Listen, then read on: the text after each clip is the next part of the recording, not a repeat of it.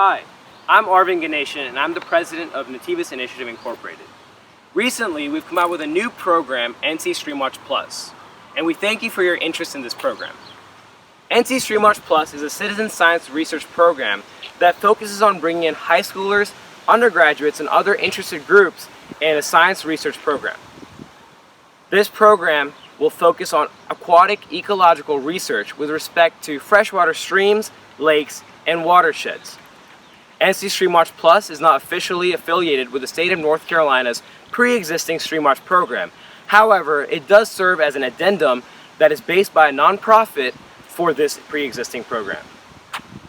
All the tools and materials necessary to access NC StreamWatch Plus are available online. You can use our Schoology, ArcGIS, or Survey123 platforms to use this. Furthermore, you can Google search NC StreamWatch space NCDEQ to find a state-affiliated website that articulates our information. If your club, institution, or you yourself would like to get involved in NC StreamWatch Plus, please feel free to reach out to us at nativusincorporated@gmail.com or ncstreamwatch@gmail.com.